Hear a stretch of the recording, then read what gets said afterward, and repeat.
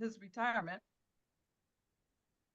prior to his retirement, Rick found the Transparency Matters, a law enforcement consulting business based in Harrisburg, Pennsylvania. Rick's memberships and associations are FBI National Academy Association. He graduated of the 111th FBI National Academy class.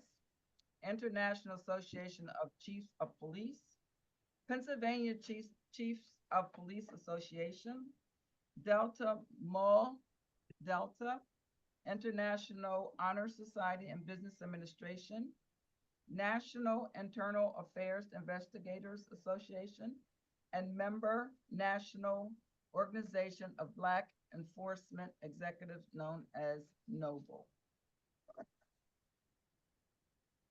Rick served as a member of the federal monitoring teams for the Oakland Police Department. He served as the state monitoring teams of the Niagara Falls Police Department in New York. And Rick currently serves as Maricopa County Sheriff's Office in Arizona and Aurora Police Department in Colorado. Brown has a bachelor's degree in criminal justice from Elizabethtown College and a master's degree in business administration from Eastern University. He is a graduate, as I said, of the 111th session of the FBI National Academy in Quantico, Virginia. And the next person you will hear will be Rick Brown. How are you? Okay, good. Thank you so much for that introduction. I will, I'm really humbled that you asked me to speak to your group tonight. It's very important, the work you're doing, and I wholeheartedly am behind this effort. This issue has touched my life in many ways, and it comes up all the time in the work that I currently do. So what I thought would be beneficial is to have a discussion with your group tonight, and just would frame some of my opinions about gun safety in the country, some of the lessons I learned growing up, and what I've seen over my career, the importance of the safety issue, sort of high-level talking points, the safety issue, the education issue, and the control issue. And when I look at those three,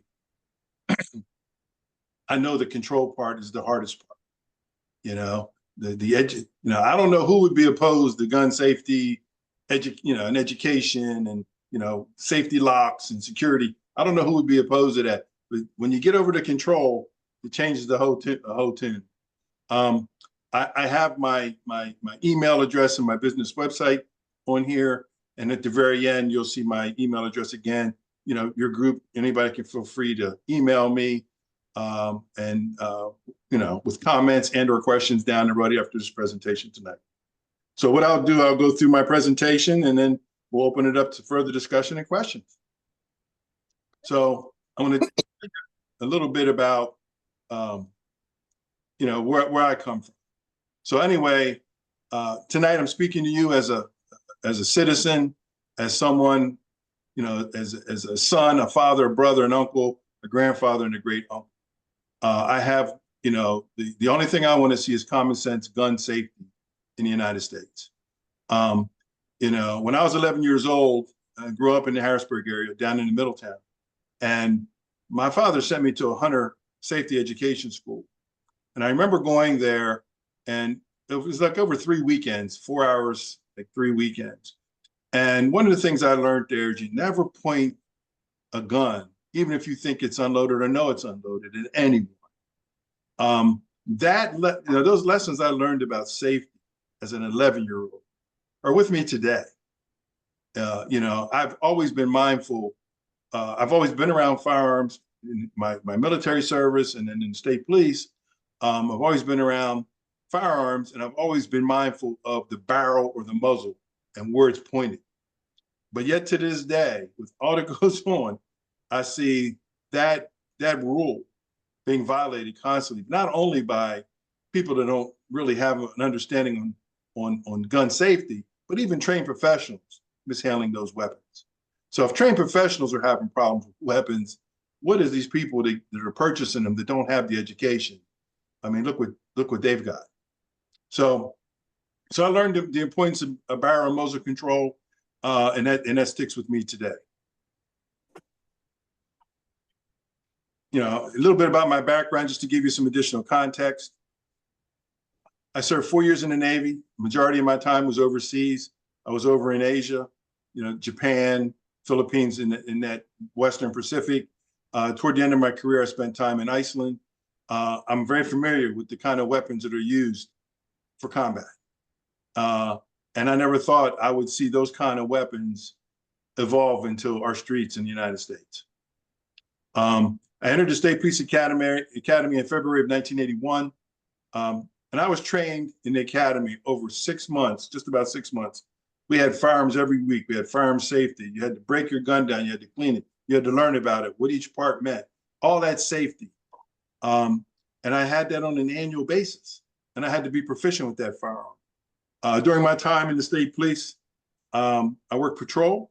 So I was a first responder, and I worked criminal investigation assignments until 1994. In criminal investigation, I had felony work. I went after violent criminals. We had to use our common sense on serving search warrants, on taking people into custody. We had to check to see if they owned firearms. The record keeping wasn't as good back then in the 90s. And I ultimately was promoted into internal affairs. So in internal affairs, I learned that even within a well-trained police department, there were accidental firearm discharges and horseplay that I had to address. I'm just speaking from my old department alone. This happens across the country. Officers were doing quick draw with each other, pulling gun out and see who could pull it out faster, pointing it at each other. And before I actually became a trooper, a trooper down in Lancaster shot another officer and killed him because of gunplay. And these are well-trained professionals.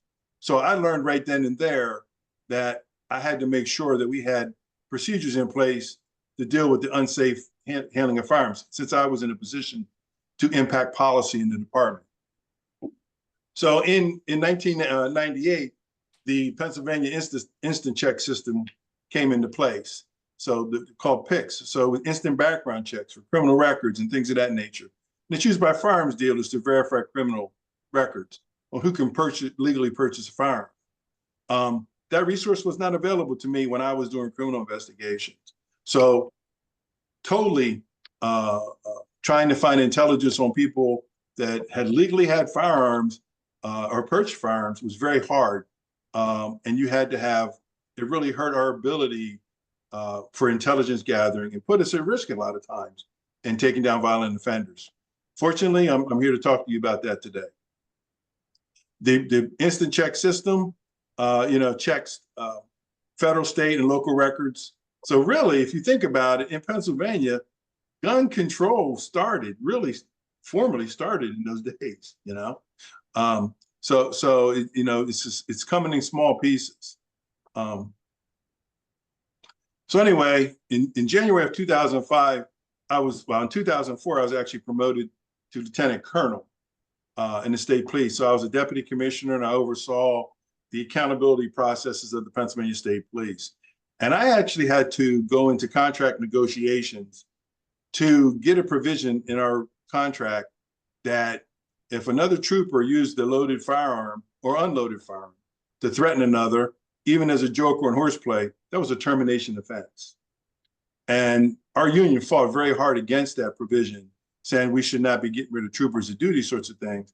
So what I did is, and this is maybe something to consider, the hardest thing that I ever had to do was give a family member a death notification, whether it be from a crash or homicide or whatever.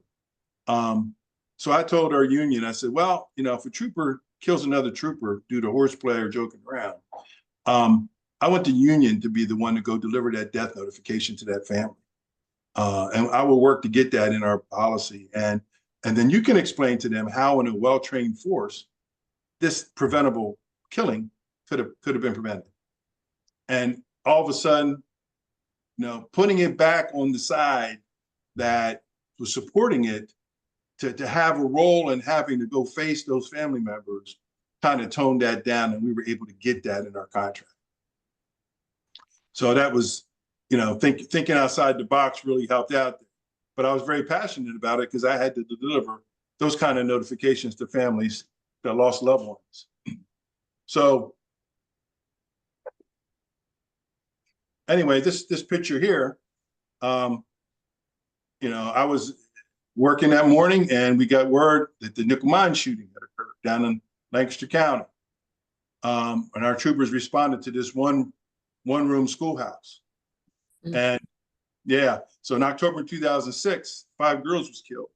And one was left severely brain damaged. And I just learned she passed away this Tuesday. She has been pretty much in a vegetative state, severely brain damaged for 18 years. And she passed away Tuesday. So that family's had to deal with that all that time. Apparently the shooter, he was going through a mental health crisis. And he was having some suicidal thoughts about some victims in his family that he sexually abused when they were very young, and he had suicidal ideations. And he actually committed suicide. And I was very proud of our troopers. They probably saved the other 4 girls by breaching and going in. They had no cover. They had to go in through a window and face this guy. And then when they breached the window to go in, he killed himself. So, these things stick out to me. And I think about this young girl that, for the past 18 years has been, victimized by a shooting in that manner. So unfortunately, the work I did, I left the state police. I did a little over 29 years, started my company. And I learned in September 2015, a state police corporal who was a firearms instructor had a training accident and killed another trooper. And this was down in Montgomery County. He was teaching them about the weapons mechanisms on it. He took that barrel and pointed it at the trooper and was pulling the trigger, and it was around it. And he killed the trooper. So this is something I tried to avoid, and prevent in the Pennsylvania State Police. But the reason I'm telling you this is because even with gun education, these troopers train twice a year. They get all the training, break down those weapons, learn all this stuff. They still have accidents. They still have safety violations. But yet an 18-year-old can walk into a store and buy a gun without any of that education. And you have all this stuff. So this is why I wanted to mention this. So I was talking about muzzle control and pointing the barrel. If he had followed that basic safety procedure, that other trooper would be alive today. The corporal was charged with reckless endangerment for breaching safety protocols and served 3 to 18 months in prison. So I retired from the state police in May of 2010 and began my law enforcement and security consulting business. The work I did intersected with the police reform movement due to the amount of high-profile police shootings that had a huge impact on the Black community. In 2014, after the police shooting death of Michael Brown in Ferguson, Missouri, nationally, across the country, there was a concern regarding the militarization of police across the country. And I'm gonna tie this into what we're talking about tonight. So what happened after the 9/11 terror attacks on America in 2001? That whole event eventually contributed to the militarization of our police departments across the country. What happened, there was, after the Iraqi war in 2011, there was a surplus of military weapons that was from that conflict that was available. So the federal government allowed a lot of those surplus military equipment, such as assault rifles, grenade launchers. I'm not kidding about that. I mean, there was departments in the South that had grenade launchers, armored vehicles, camouflage uniforms, surpluses to be acquired by police departments across the country. The perception around the country at that time was that police departments had turned into small armies police officers were turning into soldiers and viewing citizens as enemy combatants. There was no outrage about allowing our citizens to be armed as military personnel. I mean, it didn't go the other direction, right? Nobody said, well, you know, we're letting our citizens carry all these weapons, but our trained police can't have them because they're too military, and you know they shouldn't be policing our community with military weapons. I actually went to a conference in Connecticut, a use of force conference, and spoke to police departments about getting rid of those kind of weapons unless ones are specifically used by SWAT for emergency high risk, you know, barricaded gunmen or mass shooters or those kinds of things, that they have the appropriate weapons to deal with those threats. So the mission, you know, the way it was being viewed by the communities across the country was no longer about protecting and serving, but controlling and intimidating communities. Small departments across the country are using SWAT officers for routine duties. Now keep in mind, this is all intersecting with these high profile shootings that were occurring. And the one out there in St. Louis, Ferguson with Michael Brown kind of really set it off. So there were small towns, police departments, 8, 10, 12 officers that had advanced military equipment. And the concern was how police training intersected with that military equipment and experience and training that the military gives to their personnel. So, and for me, it was a very illuminating time because I was working across the river, Mississippi River in East St. Louis with 4 police departments. And one of the police departments was a small department of about 10 officers, and it was a small borough. And I pulled into their parking lot, and there sat 4 camouflage colored Humvees that they used to patrol their community. Their community was around 1,000 residents, most government subsidized housing and retirees. And I went in and talked to the chief, and I said to him, he was proud of himself. He said, I got these vehicles, and I also am working to get M16 combat rifles for my officers. And I had to have a sit down discussion with him and tell him, you know, you're creating a situation where you're going to end up, if an officer fires off one of those weapons, you're going to kill innocent bystanders. That round will travel, you know, 1,000 yards. It's not made for a community of 1,000 people. But that was what was going on. So this kind of stuff, the citizens were real ticked off about it. So I worked real hard to try to bring to the venues and the platforms I had to tone that down, get rid of that equipment, become a more guardian type police force versus a warrior type police force.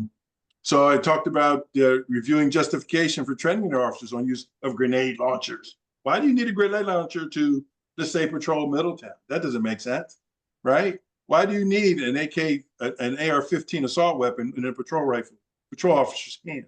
Didn't make sense.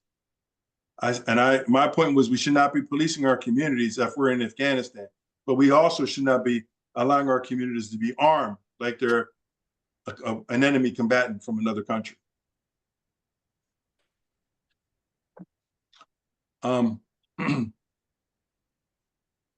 So when I left the state police, I had a contract with the National Football League, and I was the primary security representative for the Philadelphia Eagles. So my primary purpose in that work was to work with law enforcement, fire, and EMS personnel to provide layers of security at NFL venues. Keep in mind, these NFL venues would run anywhere from 50,000 fans to 100,000 fans, like in Dallas or in Los Angeles.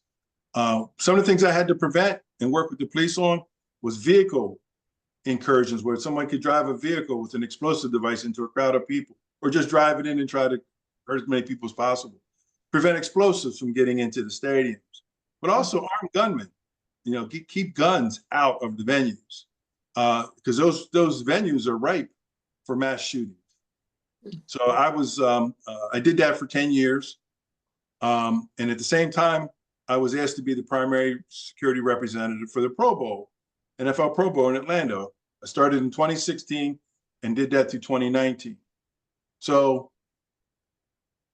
I actually got to work with the Orlando Police, and they took me over to the Pulse nightclub.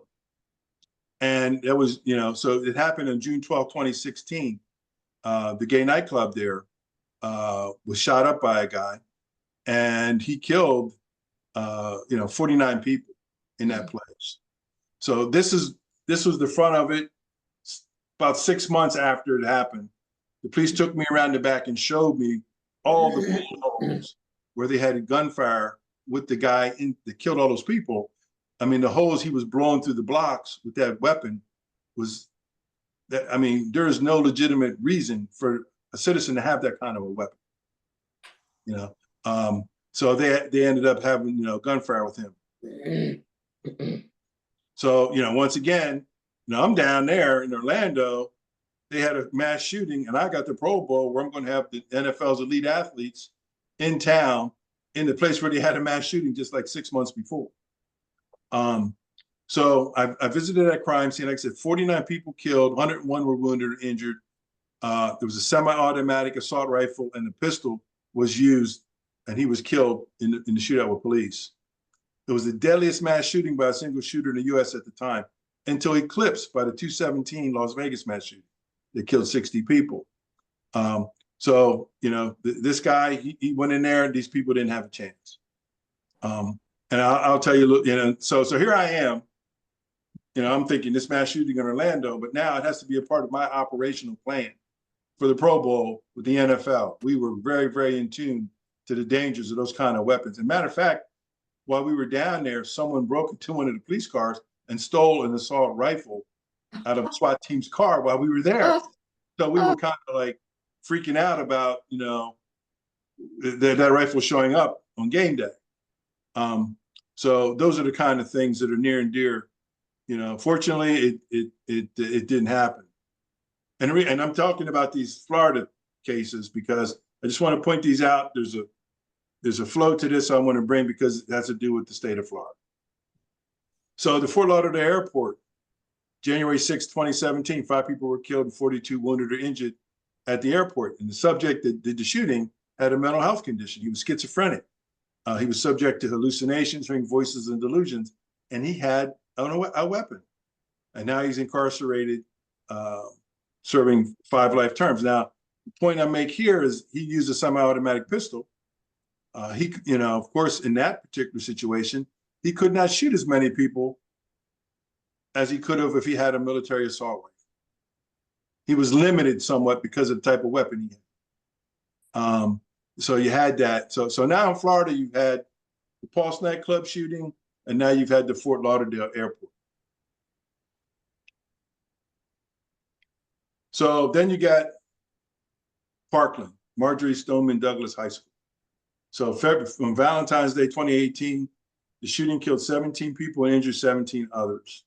The shooter had a pattern of disciplinary issues and concerning behavior at the school. He's serving 34 life sentences. He used an AR-15 semi-automatic assault rifle with multiple magazines to shoot the school up. And if you remember from that, some of the biggest proponents of gun control were the students from that school. Some of them as adults today are still pursuing gun safety, gun control in the country. And I think that is an audience that we have to tap more into because that's the next generation of leaders. Certainly there's a movement by the young folks, this next generation coming up, to have gun control. Most of the kids I talk to, they like, I don't want to have to go to school and worry about active shooter drills. I don't, want to have to go to school and worried if I'm gonna come home at night, but that's where we are as a country at this point. So anyway, the reason I want to talk about Florida a little bit, in 2018, Florida had instituted stand your ground laws. There was a time in some states that I think, that if you had a chance to retreat, you should to prevent shooting somebody. But in Florida, they said you can stand your ground and kill them and be justified. You won't be charged criminally. So it wasn't long after that law came in, a couple of people got shot. And that law is still, so you're talking about a state that, and like I said earlier on, I'm speaking as just a citizen. However, I'm trying to stay away from the politics a little bit But it's not lost on me that Florida is a Republican-controlled state. And the majority of the House and the Senate went against the national grain to implement the red flag law. Why? Because the people that vote made a difference down there. They pressed those politicians, hey, look, why don't you come over here and talk to these parents that lost their kids at the school, and why don't you have gun safety and gun control legislation here? And they got, after those three incidents, they decided to put this red flag law. So they know it's not going to prevent every single shooting, but it can mitigate them as much as possible. And if we can, every life saved is a win for the country on that issue. So, so far from my research on the red flag law in Florida, it has shown to decrease homicides and suicides. It banned bump stocks. Now we're back to the Las Vegas shooting. The guy that shot the 60 people was using an assault weapon with a bump stock. And it allowed him to fire that weapon in rapid succession to the point where it was almost like firing an automatic weapon. Now, in 2000,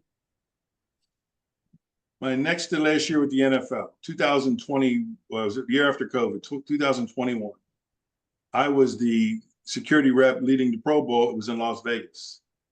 So we had a stadium there. We had an outside, what they call a NFL experience, where we have a lot of fans come.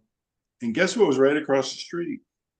The Mandalay Bay Hotel, where the mass shooting occurred. Directly across the street from the venue, I was expected to secure.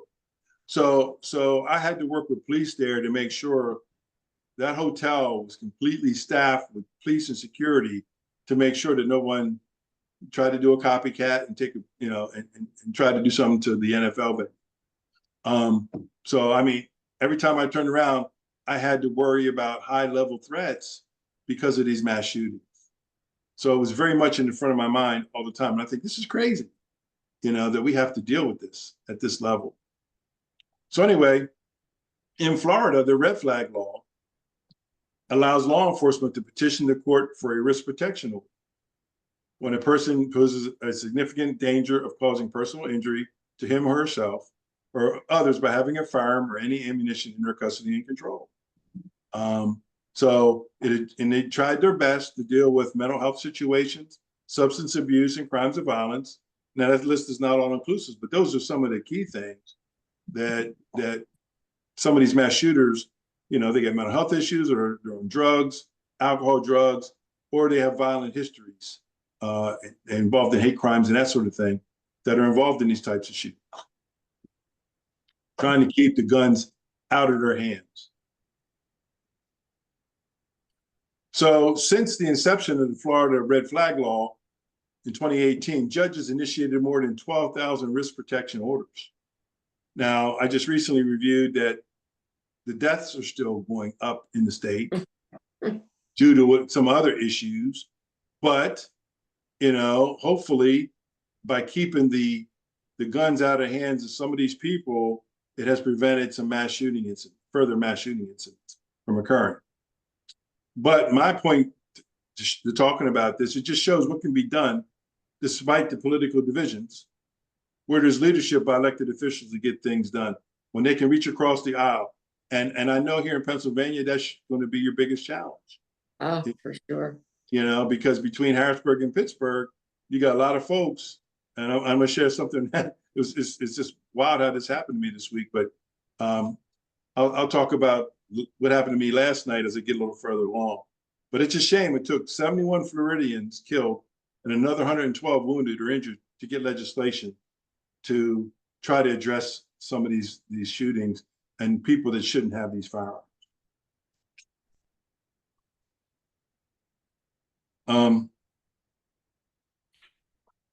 So anyway, I just want to talk about the Constitution a little bit.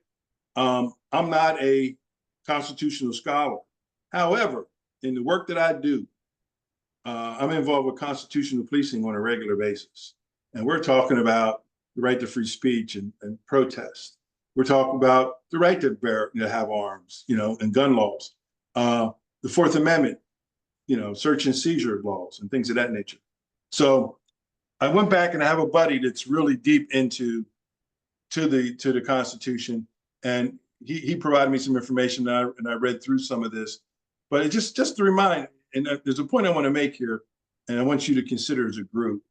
In 1791, the Constitution established Congress to call up the militia, initially a Navy and an Army, okay?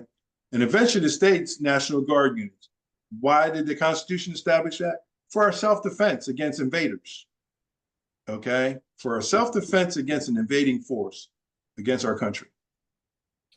The Bill of Rights, the Second Amendment, said in 1791, a well-regulated militia being necessary to the security of a free state, the right of the people to keep and bear arms shall not be infringed. Following year, in 1792, the Militia Act was implemented. And it says, in case of invasion, or the country is in imminent danger of invasion, the President of the United States can call forth the militia. Okay? I could not find anywhere in the Constitution, as it was written, that citizens that are dissatisfied with the government can overtake the government. I haven't seen that anywhere, right? So the people that are interpreting this, they're way out here. And what that has done, and I'll get into more of that in a few minutes, is the misinformation campaign.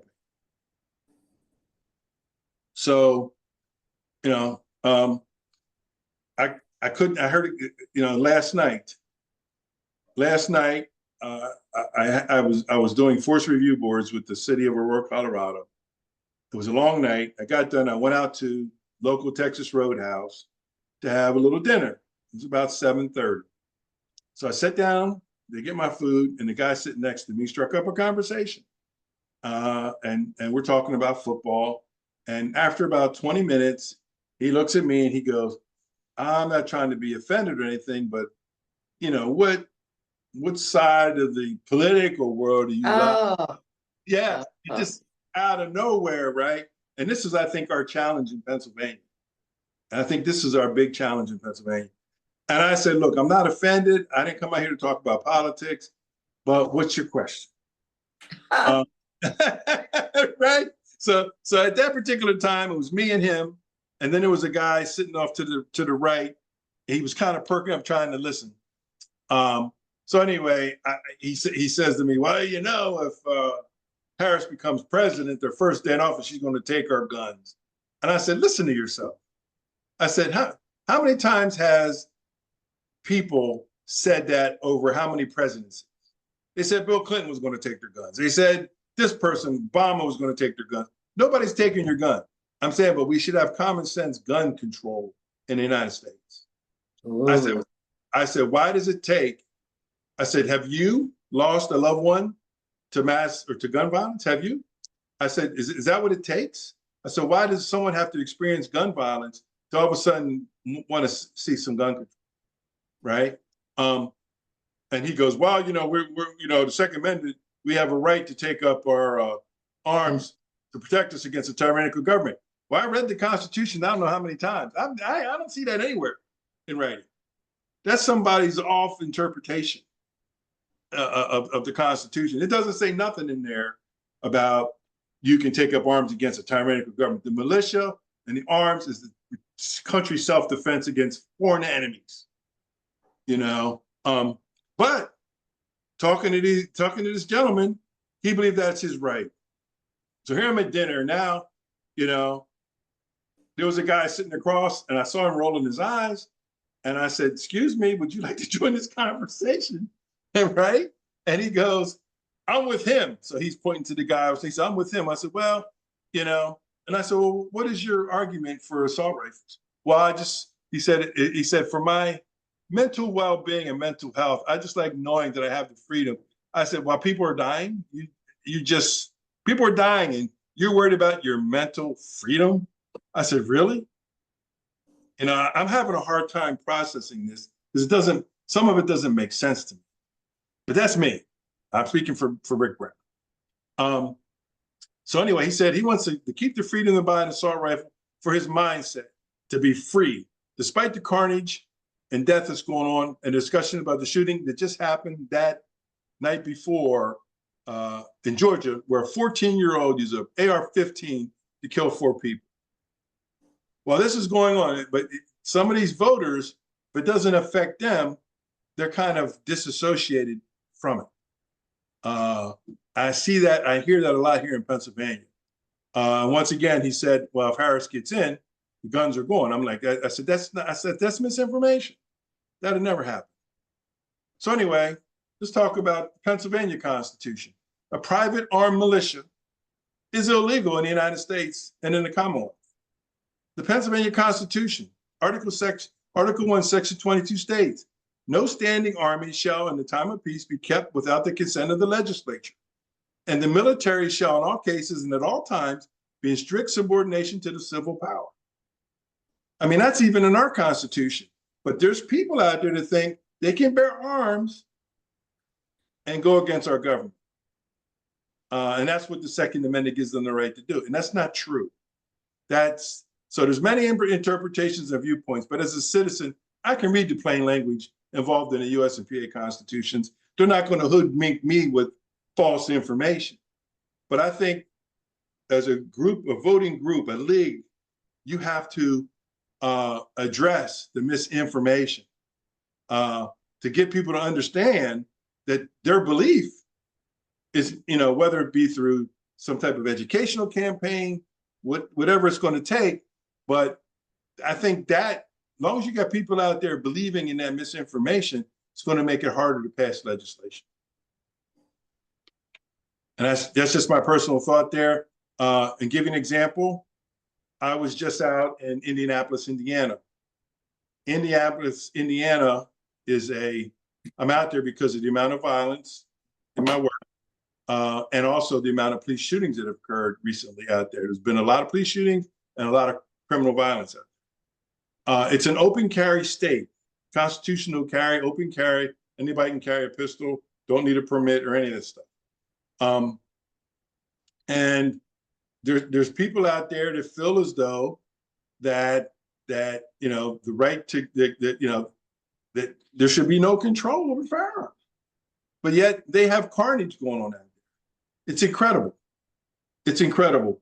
I just felt like in Indianapolis, the constitutional carry, and we have that here in PA. I mean, for me, I have to get as a law enforcement professional, I have to get a concealed carry permit. But if I wanted to carry a gun open on my hip, I could do it in certain public places, which is a scary thing. So anyway, so there's many, so I brought this up because I think wherever the opportunity, one of the things about Indianapolis, the community groups out there, we're trying to help the police department become more transparent with the community.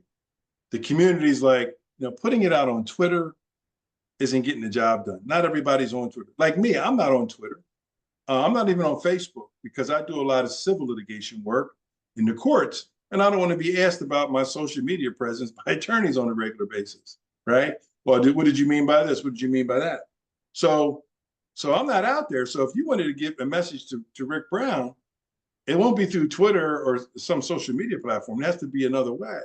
So, and even though the younger generation relies a lot on social media, there's a lot of people that do not. So you might want to discuss about, are you getting to the information to all the people you really wanted to get to? We found out working in Indianapolis, there was a whole segment of the community that wasn't getting the educational information or the updates that they needed to get. So I think the communication component of what you're doing has to make sure it gets to those people that I talked to last night. I thought that they were just, they were giving me misinformation, and I knew it was misinformation, but they believe it. And they're the ones that's going to go to the ballot box and vote for someone to keep you from getting the gun safety legislation you want to get.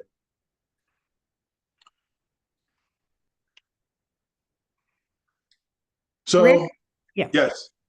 Can you hear me? We have a question Yes. in the chat. If Okay. you want to look at that question. Could you read it to me? Because I'm on my here. Hold on. hold on. I see the chat. Let me see if it comes up.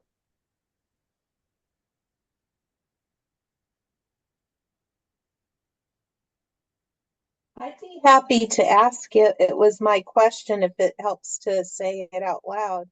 I I'm can see. not disagreeing with what you said about the Pennsylvania Constitution, but there's also a clause in there that says that the right to bear arms cannot even be questioned. So I was wondering how a group like us would go about even starting public conversations about it when the Constitution says that we can't question the law and the right of people to defend themselves with arms. Yeah, I think when it comes down to one thing about the Pennsylvania Constitution, it can be more restrictive than the federal Constitution, right? That's our Constitution is more restrictive. However, there's where voting and getting elected officials to maybe make a constitutional amendment.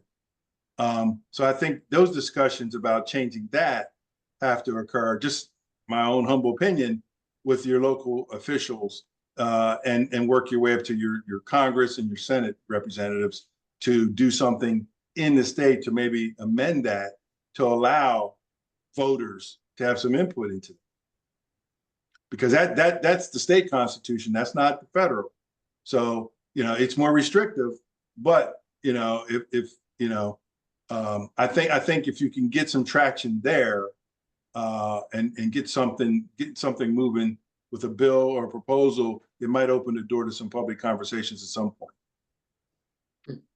And I'll be the first to admit, and I think somebody said this early on, this is the long road. Might be one of the hardest things going on in the country. I mean, this particular issue, and it's going to be a long grinding road. But I think there's where your voting block could have impact in getting some type of amendment to the Constitution to deal with that issue.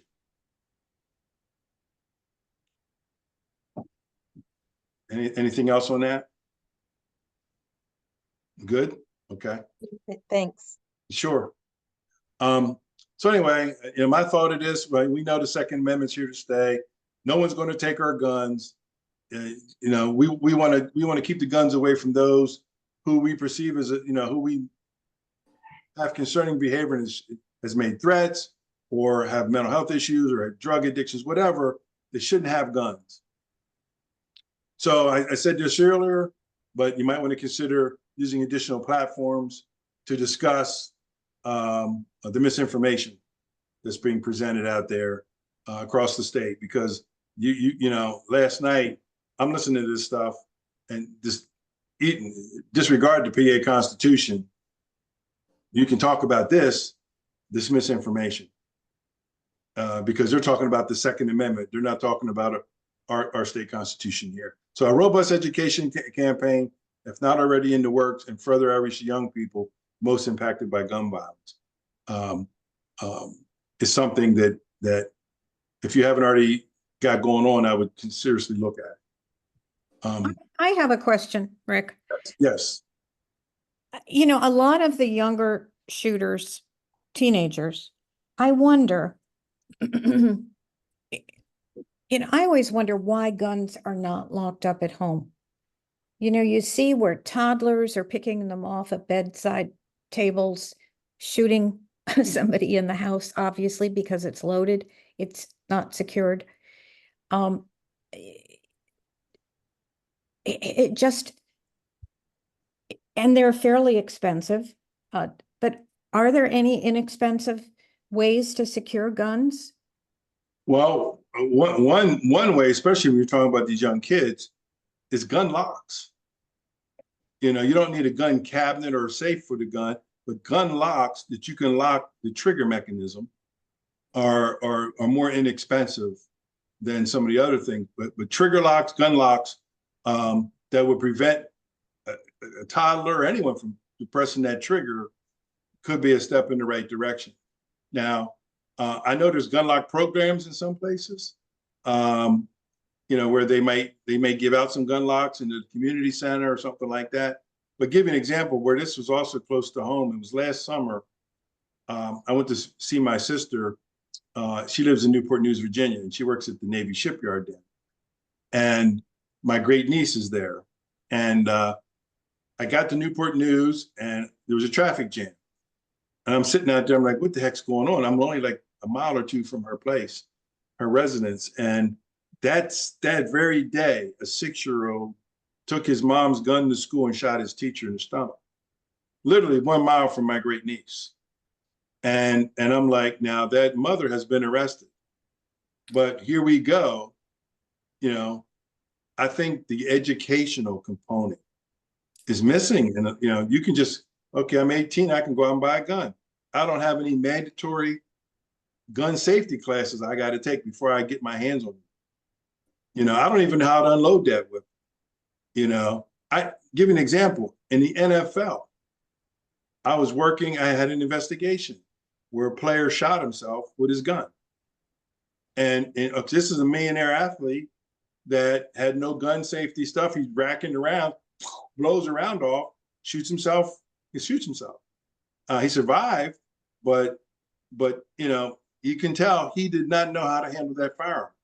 So you got people, assault weapons aside, basic pistol care, don't know how to handle a semi-automatic pistol that you have to rack the slide and put stuff up. You know, they point barrels at people when they shouldn't be doing it. Those are all issues. I think one of the biggest things that we can do in this state is have some type of mandatory gun safety training for anybody to purchase a firearm, especially a first-time buyer. You know, where they get to learn about muzzle control and the different components of a weapon and learn about gun lock and about putting a gun where children can't get it and securing that gun. Most of these people, you know, that girl that had the gun down there, that young lady that had the gun in Virginia, I think it was in a drawer somewhere. Yeah. Where the kid could just get access to it. And let's face it, here, the one in Georgia, I mean, I don't have all the facts yet, but I heard that it was his father's gun. Yeah. Now let's look at Pennsylvania. The rally for Trump out, candidate Trump out in Butler. The guy that shot the man, shot at Trump, had 18 guns in his house.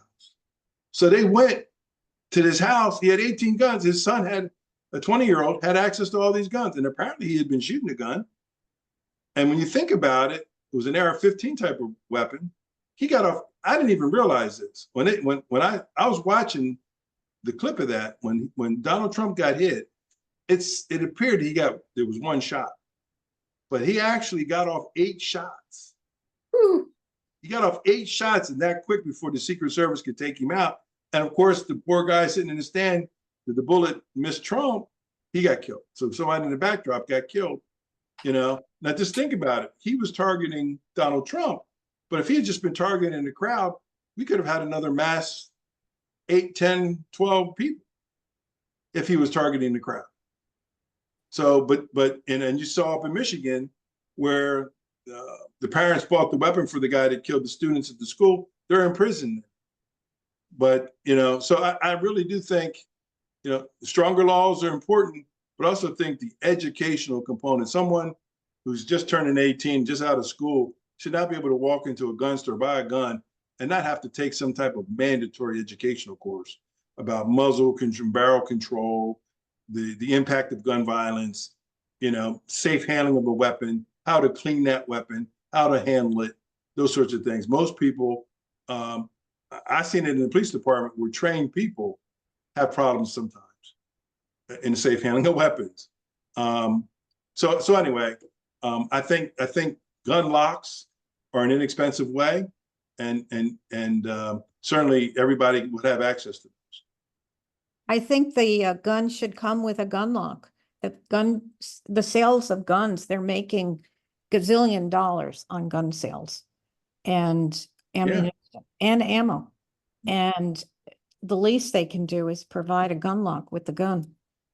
Yeah. I don't know how you could mandate that, but you know, where does one start is the rhetorical question. Yeah. Questions? Lillian. Yes, since you bring up money, the gun industry depends upon more and more gun sales. And Right. it's not just in the US, it's across the globe. All right. So they are providing weapons to Sudan, to different, you know, Muslim organizations and so forth. They're selling directly to them. It's like the money is more important than anything else. Yes. And the money is also campaign donations. So Yes. they are in essence buying Congress. So Yes. Congress will not make any changes to the laws. I'm sorry, that's my comment for now. No, and that comment is spot on, because one of the things that I looked at, despite what, to give you an example, despite what they were able to do in Florida with the red flag law, nationally, they can't do nothing. Why? Because Congress is not effective. And it's going to take voters to start electing people to Congress that can further the cause. So here we go. And you're absolutely right. I haven't done a whole lot of work yet, but the Tops shooting in Buffalo, I'm a part of that. They're looking at suing the gun manufacturer on that particular case. And then Uvalde, they're doing it too. They're trying to sue the gun manufacturers for that. So even with litigation, but you're absolutely right. The money, they have such a big pot of money, but the most important thing that they have is they have the money going to the politicians who won't do nothing. I think we have to repeal Citizens United.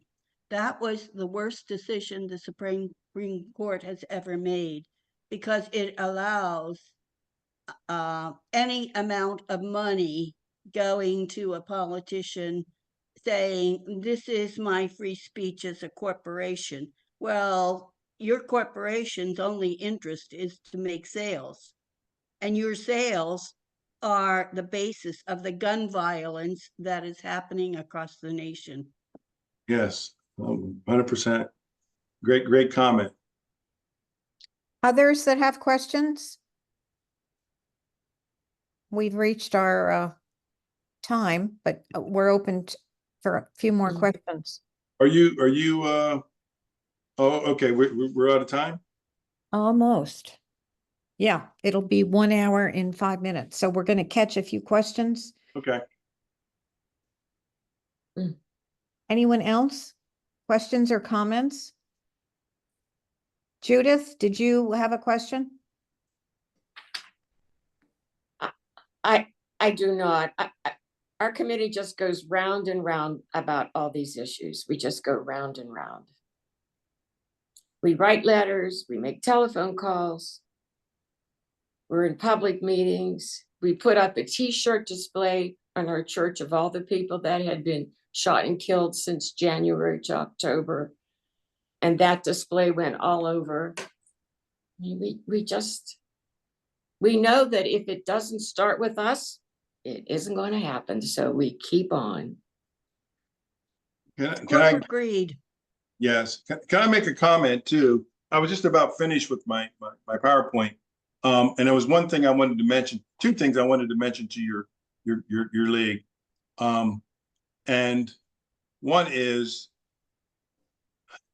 and maybe the approach when like for instance, I don't know any politician that would be against gun education, safety programs, and that sort of thing. I've got to think, and maybe the thing, the sticking point sometimes with legislation is we try to get everything in one big bundle, but maybe you might want to think about building off of like in Pennsylvania, the instant check system, and moving to gun safety and getting some legislation in place that gun buyers have to go through a safety education course before they're allowed to have a firearm and learn about gun security, gun lock, all that stuff you were talking about. So that educational component, I think that's a big gap in our society that's missing. And in this state of Pennsylvania, especially. That's something there. The other thing, and maybe if we can parse it and get these little victories to where, okay, now the fight is for the control, for the additional, you know, the restraining orders and all the stuff that you, because I looked at your information off your website. A lot of what you have is similar to Florida. There's some of the same general concepts, you know, mental health and those sorts of things. But I think in Pennsylvania, you know, we can look at winning small battles to get to the big battle here. The other thing is this too. Please keep an eye. I know you're addressing straw purchases, but you know, ghost guns and ghost guns. You know, those the bad guy that wants to you can't go buy a gun, can go online, get the parts, and put the gun together at home, and don't have a serial number or nothing. Philadelphia did a lawsuit against 2 of those companies, and they settled, basically put them out of business. The Polymer 80 and JSD Supply, because they were finding a lot of these ghost guns on the streets of Philadelphia. And you know, Philadelphia the last few years has been crazy with gun violence. So one of the things you might want to consider, and I don't know why a politician would be against this, regulating ghost guns. So anybody that's selling parts of guns online have to meet certain regulatory requirements. Because if I'm a bad guy and I can't buy a gun, I'll just go online and get one. And if I use it, you won't be able to trace it. So I can get around all these good laws in gun control we're trying to put in place. It's called Glock in a box. And Yes. they're talking about taking it to the Supreme Court so that they can make money. Boy. It was on the news this morning. Just this morning. Wow. Wow. Wow. Glock in a box. Well, keep in mind, and I know I do some work with the New York State Attorney General's office, and I know Letitia James' office is part of one of 22 other attorney generals across the country. They're trying to get that regulation. So we might be able to, you might want to consider reaching out to our state's attorney general's office to make sure they're joining that bandwagon. I don't know if they are or not, but certainly let them know they're supporting the Commonwealth for regulating those type of weapons that skirt our gun laws. Yeah. So those are the 2 things I wanted to add.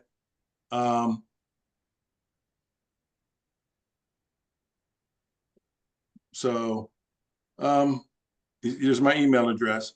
Is there any other questions? I'm going to be mindful of everybody's time here. And look, I'm sorry. Go ahead. Well, I just wanted to clarify. I didn't understand exactly your PSP. Does that mean somebody? I'm sorry. Yes, that's the acronym for Pennsylvania State Police. Oh, no, but there was a program about guns, an instant check. Oh, PICS. Yes. Yeah. Yes, that's the Pennsylvania Instant Check System, PICS. Yes, and if you go to if you just Google Pennsylvania State Police, their website, you can click on information and you'll see PICS. And what that is, if I go out to buy a firearm, first of all, I got to produce proper identification, and then they run my name through the instant check system, and it's Pennsylvania State Police Records and Identification Bureau is tied into not only state agencies, but the National Crime Information Center. So if I have any criminal record anywhere or arrest, that will pop up. They can check it in a matter of minutes to see if I'm qualified to even purchase a firearm. So that's the Pennsylvania Instant Checks. And that came about while I was still an active trooper in 1998. And I was like, boy, I wish he had that when I was doing, the violent crime work, because it would help, especially when someone has purchased a firearm, you're trying to track a gun. But now, so really, if you think about it, gun control, I mean, that's a little piece of all this, right? That a little bit of background. We want to expand on that, but this actually started some time ago. And maybe that's how we have to look at it, is let's look at where we can win the smaller battles to eventually lead up to the bigger one. That's just my thought. And I know when I was fighting for things in the state police, I couldn't always come in and get the whole Megillah. I'd have to take the win-wins I could get and build off of them.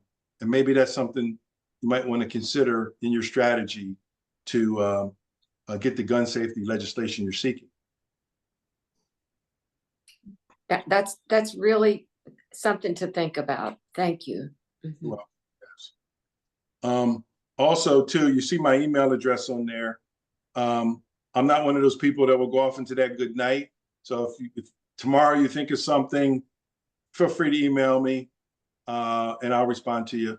If I'm tied up, it may be a day or two, but I'll respond back to you. Okay. And Rick, we're going to put this, I'm going to stop recording right now, but we're